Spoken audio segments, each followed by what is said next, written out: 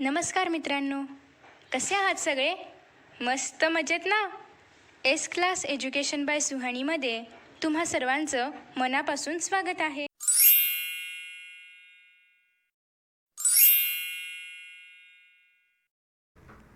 Dew point and humidity या टॉपिकमध्ये आपल्याला Dew point म्हणजे काय, त्याचबरोबर ह्युमिडिटी आर्द्रता म्हणजे काय हे पाहायचं आहे. आणि यामध्येच आपण पाहणार आहोत ते म्हणजे ॲब्सोल्यूट ह्युमिडिटी काय आहे, त्याचबरोबर रिलेटिव्ह ह्युमिडिटी काय आहे, आणि यानंतरचा जो एक टॉपिक आहे युनिट ऑफ हीट, तो पण आपण याच व्हिडिओमध्ये पाहणार आहोत. Okay. About 71% surface of the earth is covered with water. म्हणजे आपल्या अर्थचा 71% भाग हा पाण्याने व्यापलेला आहे. म्हणजे 29% हा भाग कशाने व्यापलेला आहे, लँडनी व्यापलेला आहे, आणि 71% वॉटरनी व्यापलेला आहे. Due to constant evaporation of water, तुम्हाला माहिती आहे की पाण्याचं सतत बाष्पीभवन होत असतं, इव्हॅपोरेशन होत असतं. जे पाणी आहे तर ते उष्णतेमुळे त्याची वाफ होते, ते परत वरती जातं आकाशामध्ये, ढगांमध्ये, त्याच्यातून परत पाऊस पडतो. सो पाण्याचं नेहमी इव्हॅपोरेशन होत असतं, बाष्पीभवन होत असतं. आणि water vapour is always present in the atmosphere, आणि त्याच्यामुळे ॲटमॉस्फिअरमध्ये, वातावरणामध्ये नेहमीच पाण्याचे बाष्प प्रेझेंट असतात. कारण सतत इव्हॅपोरेशन होत असणार आहे, त्याच्यामुळे नेहमीच बाष्प सराउंडिंगमध्ये, ॲटमॉस्फिअरमध्ये प्रेझेंट असतात. The amount of water vapour in the atmosphere helps us to understand the state of daily weather. मग वातावरणामध्ये हे जे काही बाष्प आहे, तर या बाष्पाचा उपयोग आपल्याला डेली वेदर म्हणजे जे रोजचं वेदर आहे, रोजचं हवामानाचा अंदाज जो आहे तर तो काढण्यासाठी होतो, तो समजण्यासाठी होतो. The presence of water vapour in the air makes it moist. मग ॲटमॉस्फिअरमध्ये जे वॉटर वेपर आहे किंवा एअरमध्ये, हवेमध्ये जे वेपर आहेत, तर त्याच्यामुळे ती एअर मॉइस्ट बनते, म्हणजे आर्द्र होते. ओके. आर्द्र म्हणजे बाष्प प्रेझेंट असल्यामुळे ती कशी होणार आहे, थोडीशी मॉइस्ट होणार आहे. The moisture in the atmosphere is called humidity. आणि ॲटमॉस्फिअरमध्ये हे जे मॉइश्चर असतं त्यालाच आपण ह्युमिडिटी असं म्हणतो, त्यालाच आपण आर्द्रता असं म्हणतो. ओके. सो या ठिकाणी आपण ह्युमिडिटी हे टर्म पाहिलेलं आहे. नेक्स्ट आता आपण हळूहळू ड्यू पॉईंटपर्यंत जाणार आहोत. So for a given volume of air, आता जे दिलेलं व्हॉल्यूम ऑफ एअर आहे तर त्यासाठी ॲट अ स्पेसिफिक टेम्परेचर, एका ठराविक तापमानावरती, there is a limit on how much water vapour the air can contain. मग त्या ठिकाणी एक लिमिट आहे, म्हणजे एक मर्यादा आहे की ती एअर किती वॉटर वेपर आपल्यामध्ये सामावून घेऊ शकते. म्हणजे व्हॉल्यूम ऑफ एअर एका स्पेसिफिक टेम्परेचरवरती तिथे लिमिट आहे, एक मर्यादा आहे की ती एअर किती बाष्प आपल्यामध्ये साठवून घेऊ शकते किंवा सामावून घेऊ शकते. So then if the amount exceeds this limit, आणि जर वॉटर वेपर या लिमिटपेक्षा जास्त असेल, म्हणजे ठराविक लिमिट आहे त्या लिमिटपेक्षा जर वॉटर वेपर जास्त असेल, the excess vapour converts into water droplets. मग ते जे काही एक्सेस म्हणजे जास्त जे काही वेपर आहे, म्हणजे एकतर ते लिमिटपेक्षा जास्त आहे, मग जेवढं जास्त आहे त्याचं कन्वर्जन होतं वॉटर ड्रॉपलेट्समध्ये. वॉटर ड्रॉपलेट्स म्हणजे पाण्याचे छोटे छोटे थेंबामध्ये. Okay. So when the air contains maximum possible water vapour, जेव्हा हवेमध्ये जास्तीत जास्त शक्य असेल तेवढं वॉटर वेपर जेव्हा कंटेंट असतं, it is said to be saturated with vapour at that temperature. मग त्या हवेला आपण सॅच्युरेटेड एअर असं म्हणतो त्या टेम्परेचरवरती. म्हणजे त्या टेम्परेचरवरती जेवढं एअरचं लिमिट असेल वेपर कंटेंट करून घेण्याचं, तेवढं तिने कंटेंट करून घेतलं. मग तिची जी मॅक्झिमम पॉसिबिलिटी आहे की एअरची वॉटर वेपर सामावून घेण्याची जी मॅक्झिमम पॉसिबिलिटी आहे तर तेवढी ती फुलफिल झालेली आहे. सो त्या टेम्परेचरला तिला आपण काय म्हणणार आहोत, सॅच्युरेटेड एअर असं म्हणणार आहोत. ओके. ती जेव्हा सॅटिस्फाय होणार, जेवढं वॉटर वेपर पाहिजे तेवढं जेव्हा घेणार, तर तेव्हा ती सॅच्युरेट होणार, म्हणजेच ती सॅटिस्फाय होणार, तिला तेवढं वेपर बास आहे त्या टेम्परेचरपुरतं. So the amount of vapour needed to saturate the air depends on the temperature of the air. मग एअरला सॅच्युरेट होण्यासाठी जेवढं वॉटर वेपर हवं आहे हे कशावरती डिपेंड असतं, एअरच्या टेम्परेचरवरती डिपेंड असतं. जर एअरचं टेम्परेचर त्यावेळेस बरोबर असेल तर तेव्हा ती सॅच्युरेट असणार आहे, थोडं वाढलं तर परत ती अनसॅच्युरेट होईल. ओके. सो हे एअर सॅच्युरेट होणं हे एअरच्या टेम्परेचरवरती डिपेंड आहे. So next if air temperature is low, जर एअरचं टेम्परेचर लो असेल, it will need less vapour to saturate the air. जर एअरचं टेम्परेचर कमी असेल तर त्याला काय लागणार आहे, सॅच्युरेशन होण्यासाठी वेपर कमी लागणार आहे. ओके, टेम्परेचरवरती डिपेंड आहे ना किती वेपर पाहिजे किती नाही. सो जर टेम्परेचर कमी असेल तर वेपरची आवश्यकता पण कमी आहे. कशासाठी, तिला सॅच्युरेट होण्यासाठी. So next that is example दिलेलं आहे, जसं की या ठिकाणी सांगितलेलं आहे की if temperature of air is 40 degree Celsius, हवेचं टेम्परेचर काय आहे 40 डिग्री सेल्सिअस आहे. So it contains 49 grams of water vapour per kilogram of dry air without condensation. मग त्या हवेमध्ये, ज्या हवेचं टेम्परेचर 40 डिग्री सेल्सिअस असेल त्याच्यामध्ये 49 grams of water vapour content आहे without any condensation. Okay, so if the amount of vapour exceeds this limit, आणि जर या लिमिटपेक्षा म्हणजे 49 ग्रामपेक्षा जर जास्त वेपर त्या ठिकाणी असेल, then the additional vapour will condense.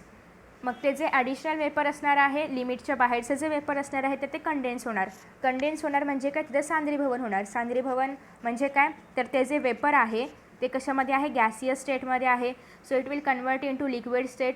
That means त्याचं काय तयार होणार, वॉटर ड्रॉपलेट्स तयार होणार. वॉटर वेपरचं काय तयार होणार, वॉटर ड्रॉपलेट्स. यालाच आपण कंडेन्सेशन असं म्हणतो. सो नेक्स्ट आहे त्याच्यानंतर, however if the temperature of air is 20 degree Celsius. आता एक एक्झाम्पल आपण पाहिलं. नेक्स्ट एक्झाम्पल आहे की जर एअरचं टेम्परेचर 20 डिग्री सेल्सिअस असेल, so it contains only 14.7 grams of water vapour per kilogram of dry air without condensing. जर 40 डिग्री सेल्सिअस असेल तर 49 ग्राम्स ऑफ वॉटर वेपर, जर 20 डिग्री सेल्सिअस असेल तर 14.7 grams of water vapour. Okay, so if the vapour content in air is less that the maximum limit, then air is said to be unsaturated. आता आपण पाहिलं होतं की ज्याला एअरला त्या टेम्परेचरवरती जेवढं वेपर हवं असेल तेवढं जर फुलफिल झालं असेल तर एअर काय असणार आहे, saturated.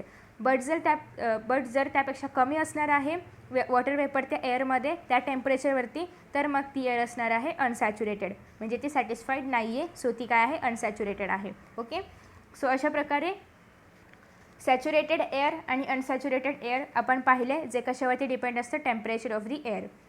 Suppose unsaturated air at a certain temperature is taken and its temperature is decreased, a temperature is reached at which the air becomes saturated with vapor. This temperature is called the dew point temperature. आता असं समजा आणि air जी आहे ती unsaturated आहे एका ठराविक टेम्परेचरवरती, आणि जर ती एअर आपण घेतली, म्हणजे ती एअर जर आपण सपोज केलेली आहे की काय आहे, अनसॅच्युरेटेड आहे एका ठराविक टेम्परेचरवरती, आणि त्याचं टेम्परेचर जर डिक्रीज झालं, म्हणजे ती एका ठराविक टेम्परेचरवरती अनसॅच्युरेटेड होती, बट फर्दर जेव्हा तिचं टेम्परेचर डिक्रीज झालेलं आहे तर तेव्हा मग ते टेम्परेचर कुठपर्यंत डिक्रीज झालेलं आहे की a temperature is reached at which the air become saturated. मग ते टेम्परेचर अशा पॉईंटवरती येऊन पोहोचलेलं आहे की जेव्हा हीच अनसॅच्युरेटेड एअर त्या टेम्परेचरवरती काय होईल, सॅच्युरेटेड होईल विथ वेपर. मग ते जे टेम्परेचर आहे तर त्याच टेम्परेचरला आपण ड्यू पॉईंट टेम्परेचर असं म्हणणार आहोत. Okay, so the vapour content in the air is measured by using a physical quantity called absolute humidity. मग हवेमध्ये किती वेपर कंटेंट आहे हे आपल्याला कसं कळणार, तर ते मोजण्यासाठी एक फिजिकल क्वांटिटी आहे ज्याचं नाव आहे absolute humidity. The mass of vapour present in a unit volume of air is called absolute humidity. मग ॲब्सोल्यूट ह्युमिडिटी म्हणजे काय, the mass of vapour present in a unit volume of air is called absolute humidity. म्हणजे एका unit volume एअरमध्ये किती मास water vapour content आहे हे find out करणं, म्हणजे ह्यालाच आपण काय म्हणतो, ॲब्सोल्यूट ह्युमिडिटी असं म्हणतो, जी आहे physical quantity to measure content of water vapour in the air. Okay, next, generally absolute humidity is measured in kilogram per metre cube, आणि ही जी ॲब्सोल्यूट ह्युमिडिटी आहे त्याचं युनिट काय आहे, kilogram per metre cube. Okay, so next, the feeling of humid or dry nature of air not only depends on the amount of vapor in the air, but it also depends on how close that amount is for making the air saturated with vapor. मग आपल्याला वातावरणामध्ये humid feel होणं किंवा air dry feel होणं हे फक्त एअरमध्ये असलेल्या वॉटर वेपरवरती, अमाऊंट ऑफ वॉटर वेपरवरती डिपेंड नसतं, तर त्याचबरोबर ते how close that amount is for making air saturated with vapour, म्हणजे ती अमाऊंट एअर सॅच्युरेट करण्याच्या अमाऊंटच्या कितपत जवळ आहे याच्यावरती पण ते डिपेंड असतं. It means that it depends on temperature of the air also. म्हणजे ती सॅच्युरेट करणं याचाच अर्थ काय की ती टेम्परेचरवरती डिपेंड आहे, कारण सॅच्युरेशन ऑफ एअर कशावरती डिपेंड आहे, टेम्परेचरवरती. So it means that it depends on the temperature of the air. Okay. So the ratio of actual mass of vapor contained in the air for a given volume and temperature to the required to make the air saturated with vapor at that temperature is called relative humidity. मग आता या ठिकाणी relative humidity म्हणजे काय ते सांगितलेलं आहे की रेशो, कशाचा रेशो, की the ratio of actual mass of vapour content in the air, म्हणजे एअरमध्ये किती वेपर कंटेंट आहे, वेपरचं मास काय आहे at the given volume and temperature, याचा रेशो कोणाशी आहे की mass of vapour needed to make the air saturated in the volume. मग या व्हॉल्यूमवरती एअरला सॅच्युरेट होण्यासाठी किती वॉटर वेपर आवश्यक आहे याच्याशी काय आहे, रेशो आहे. सो रिलेटिव्ह ह्युमिडिटी पर्सेंटमध्ये is equal to actual mass of water vapour content in the air in a given volume, म्हणजे ठराविक व्हॉल्यूममध्ये त्या एअरमध्ये किती वॉटर वेपर असायला पाहिजे त्याचं मास, त्याचबरोबर खाली डिनॉमिनेटरमध्ये काय आहे, mass of vapour needed to make the air saturated in that volume. मग किती वेपरची म्हणजे मास ऑफ वेपर किती आवश्यक आहे ती एअर सॅच्युरेट करण्यासाठी दिलेल्या व्हॉल्यूमवरती आणि मल्टिप्लाय बाय 100. सो अशा प्रकारे आपण पर्सेंट ऑफ रिलेटिव्ह ह्युमिडिटी काढतो. त्याच्यानंतर the relative humidity at dew point it 100%. Dew point म्हणजे काय आपण ऑलरेडी पाहिलेलं आहे. सो ड्यूफ पॉईंटवरती रिलेटिव्ह ह्युमिडिटी काय असते, 100% असते. आणि the relative humidity is more than 60 degree. जेव्हा रिलेटिव्ह ह्युमिडिटी 60 डिग्रीच्या जास्त असेल तर तेव्हा we feel that air is humid. मग तेव्हा आपल्याला एअर ह्युमिड आहे म्हणजे एअरमध्ये आर्द्रता जास्त आहे हे जाणवतं. आणि if the relative humidity is less than 60 degree, आणि जेव्हा रिलेटिव्ह ह्युमिडिटी ही 60%, जेव्हा रिलेटिव्ह ह्युमिडिटी ही 60%पेक्षा कमी असेल तेव्हा आपल्याला एअर ड्राय जाणवते. ड्राय जाणवते. तर या दोन केस आहेत. नेक्स्ट आहे की तुम्ही बघितलं असेल की आकाशामधून जेव्हा एखादं एरोप्लेन जातं तर एरोप्लेन गेल्यानंतर तिथे एक असं व्हाईट कलरचं एक पट्टा तयार होतो. एकदम असा काही ठिकाणी तो जास्त काळ राहतो, काही ठिकाणी तो पटकन एरोप्लेन गेलेलं लगेच नाहीसा होतो. तर हा जो व्हाईट कलरचा जे मागे असं टेलसारखं राहतं तर ते नेमकं काय आहे आणि ते कशामुळे होतं ते आता आपण पाहणार आहोत. ड्युरिंग विंटर सीझन, हिवाळ्याच्या ऋतूमध्ये, you may have observed a white trail at the back of a flying plane in a clear sky. हिवाळ्याच्या ऋतूमध्ये तुम्ही हे पाहिलं असेल की जेव्हा एखादं एरोप्लेन आकाशातून जात असते पूर्ण क्लिअर स्कायमध्ये, निरभ्र आकाशामध्ये, तर तेव्हा त्याच्या मागे एक व्हाईट कलरची अशी ट्रेल असते, म्हणजेच एक अशी थोडक्यात अशी एक रेष उमटते व्हाईट कलरची. ओके. सो हे तुम्ही पाहिलं असेल. As the plane flies the vapour released by the aeroplane engine condense and forms clouds. आणि जसं ते विमान उडत असतं तर तेव्हा एरोप्लेनच्या इंजिनने जे वेपर रिलीज केलेलं आहे तर ते वेपर काय होतं, कंडेन्स होतं म्हणजे काय होणार आहे, त्या वेपरचं कन्वर्जन कशामध्ये होणार आहे, वॉटर ड्रॉपलेट्सवरती. आणि त्याला म्हणजेच ते काय करतं, क्लाउड्स फॉर्म करतं, कारण क्लाउड्स पण तेच आहेत. So if the surrounding air is having more relative humidity it takes a long time for the white trail formed by condensation of the vapour to disappear. मग जर ज्या ठिकाणाहून ते एरोप्लेन गेलं आहे त्या आजूबाजूची हवा जर त्याच्यामध्ये जास्त रिलेटिव्ह ह्युमिडिटी असेल तर त्या ठिकाणी ती जी रेष उमटलेली आहे व्हाईट कलरची एरोप्लेनमुळे तर ती डिसॅपियर होण्यासाठी जास्त वेळ लागतो. ओके. सो नेक्स्ट आहे की आणि जर रिलेटिव्ह ह्युमिडिटी कमी असेल, if the relative humidity of the surrounding air is less, either the size of the white trail may be small or it may not even get formed. मग जेव्हा relative humidity जर कमी असेल तर त्या ठिकाणी एकतर त्या व्हाईट ट्रेलची साईज कमी असेल किंवा ते तयारच नाही होणार. Okay. So it depends on relative humidity. त्याच्यानंतर नेक्स्ट आहे try this. Take a bottle of cold water out of the refrigerator and keep it outside for a while. Observe the outer surface of the bottle. तुम्हाला काय करायचं आहे, फ्रीजमधून एक bottle घ्यायची आहे. तर सपोज की ही बॉटल आहे. ओके. तुम्ही जेव्हा हिला फ्रीजमधून काढणार तेव्हा ही थंड असणार. थोड्या वेळ जर तुम्ही तिला ठेवलं तर तुम्हाला कळेल की बॉटलच्या बाहेर काय होतं, असे वॉटरचे ड्रॉपलेट्स जमा होत आहेत. ओके. कधीतरी हे पाहिलं असेल तुम्ही. सो ते तुम्हाला ऑब्झर्व करायचं आहे. Drops of water can be observed on the outer surface of bottle. In the same way, if we observe the leaves of plants or grass or window glass of a vehicle in the early morning, we see water droplets collected on the surface. जसं की या बॉटलच्या बाहेर इथे droplets collect झालेले आहेत. त्याचप्रमाणे तुम्ही जर सकाळी सकाळी पहाटे उठून जर पाहिलं तर झाडांच्या पानावरती पण असे काहीतरी ड्रॉपलेट्स तयार झालेले असतात. किंवा तुम्ही जर एखाद्या गाडीच्या काचेवरती पाहिलं, गाडीच्या आरशामध्ये वगैरे पाहिलं तर त्याच्यावरती पण काय असतात, वॉटर ड्रॉपलेट्स तयार झालेले असतात. किंवा तुमच्या घराच्या भिंतीवरती पण. तर अशा प्रकारे वॉटर ड्रॉपलेट्स कलेक्ट होतात. मग हे नेमके का कलेक्ट होतात तर त्याचं एक्सप्लेनेशन खाली आहे. थ्रू दिस 2 ऑब्झर्वेशन्स, या 2 ऑब्झर्वेशन्समधून you sense the presence of water vapour in the atmosphere. मग तुम्हाला कळलं असेल की आपल्या ॲटमॉस्फिअरमध्ये किंवा वातावरणामध्ये वॉटर वेपर प्रेझेंट आहेत. हे सगळे तुम्ही निरीक्षणे केल्यानंतर तुम्हाला असं आढळून आलं असेल. वेन एअर कूल्स, जेव्हा हवा थंड होते, due to decrease in temperature, हवा का थंड होणार, टेम्परेचर कमी झालेलं आहे म्हणून. सो हवा थंड होते जेव्हा टेम्परेचर कमी होतं. It becomes saturated with water vapour, आणि जेव्हा टेम्परेचर कमी होणार तर तेव्हा ती वॉटर वेपरसोबत सॅच्युरेट होणार. सो जे काही राहिलेलं वॉटर वेपर आहे ते कशामध्ये कन्वर्ट होतं, ड्रॉपलेट्समध्ये. जसं की आपण आधी पण पाहिले की जेव्हा एअर सॅच्युरेट होईल आणि जे राहिलेलं एक्स्ट्राचं जे काही वॉटर वेपर असेल, so that will get converted into water droplets. So as a result the excess water vapour gets convert into tiny droplets. So the dew point temperature is decided by the amount of vapour in the air. मग याचाच earth due point temperature काय असेल तर ते एअरमध्ये जे amount of water vapour आहे त्याच्यावरून decide केलं जातं. सो अशा प्रकारे या ठिकाणी आपण ड्यू पॉईंट अँड ह्युमिडिटी पाहिले.